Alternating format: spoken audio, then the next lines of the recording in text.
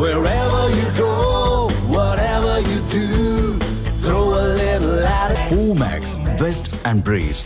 தனது சுதந்திர தின உரையில் பிரதமர் மோடி சுதர்சன் சக்ரா என்ற தேசிய வான் பாதுகாப்பு அமைப்பு திட்டத்தை அறிவித்ததை தொடர்ந்து அதற்கான திட்டங்கள் வேகமாக நடைபெற்று வருகின்றன. சென்சார்கள், ஏவுகணை எதிர்ப்பு ஏவுகணைகள் கண்காணிப்பு மற்றும் உளவு தொழில்நுட்பங்கள், ஏஐயுடன் இணைக்கப்பட்ட நிகழ்நேர தகவல் பரிமாற்ற அமைப்புகளுடன் உருவாக்கப்பட்டு வரும் சுதர்சன் சக்ரா திட்டம் இந்தியாவின் வான் பாதுகாப்புக்கு மிக அவசியமான ஒரு தேசிய திட்டமாகும்.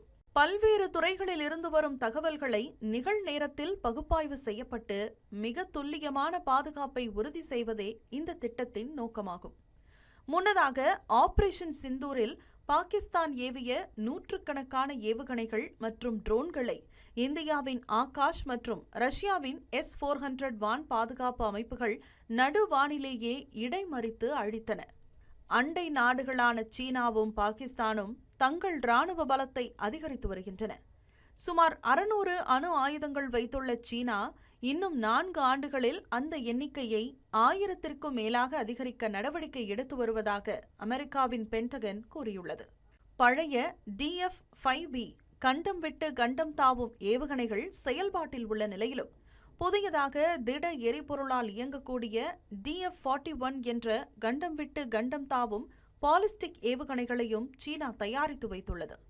தானாகவே இலக்கு வைக்கக்கூடிய மல்டிபிள் இண்டிபெண்டன்ட்லி டார்கெட்டபிள் ரீஎன்ட்ரி வாகனங்களையும் சுமந்து செல்லும் திறன் கொண்ட இந்த ஏவுகணைகளை நகரும் ஏவுதளங்கள் உட்பட அனைத்து ஏவுதளங்களிலும் சீனா நிலைநிறுத்தியுள்ளது. இத்துடன் DF-31AG கூடுதல் நகரும் கண்டம் விட்டு கண்டம் பாயும் பாலிஸ்டிக் ஏவுகணை உட்பட DF-21க்கு மாற்றாக அணு ஆயுதங்கள் மற்றும் வழக்கமான வெடிகுண்டுகளை சுமந்து செல்லும் வகையில் DF-26 என்ற இடைப்பட்ட தூர ஏவுகணைகளையும் சீனா உருவாக்கியுள்ளது. JL-1 போன்ற வான்வழி பாலிஸ்டிக் ஏவுகணைகளை கொண்டு குண்டுவீச்சு விமானங்களை அணு ஆயுத தாக்குதலுக்கான போர் விமானங்களாக சீனா மாற்றியுள்ளது. மேலும் JL-3 நீர்மூழ்கி கப்பலிலிருந்து ஏவப்படும் பாலிஸ்டிக் ஏவுகணைகள் என தனது கடற்படையை சீனா மேம்படுத்தியுள்ளது. கூடுதலாக 300க்கும் மேற்பட்ட புதிய ஏவுகணை ஏவுதளங்களின் கட்டுமானம் மற்றும் விரிவாக்கப்பட்ட பிளவுபடும் அணு பொருள் உற்பத்தி என அமெரிக்காவுக்கே சவால் விடும் வகையில் சீனா தீவிரமாக பாதுகாப்புத் துறையில் முன்னேறி வருகிறது.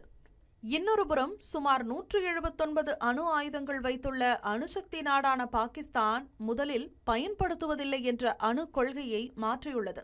சுமார் 2750 கிலோமீட்டர் வரம்பு கொண்ட ஷாஹீன் ஏவுகணைகளும் குறுகிய தூர நசர் ஏவுகணைகளும் அணு ஆயுதங்களை ஏந்தி செல்லும் திறன் கொண்டதும் மிக குறைந்த உயரத்தில் பறந்து எதிரியின் ரேடார் பார்வையிலிருந்து தப்பக்கூடியதுமான ராட்-1 மற்றும் ராட்-2 ஆகிய வான்வெளி குரூயிஸ் ஏவுகணைகளை பாகிஸ்தான் வைத்துள்ளது. பக்கத்திலேயே 2 அணுசக்தி நாடுகளின் அச்சுறுத்தல் அதிதீவிரமாக வளர்ந்து வரும் சூழலில் பிரதமர் மோடியின் சுதர்சன் சக்ரா திட்டம் நாட்டின் பாதுகாப்பை உறுதி செய்கிறது.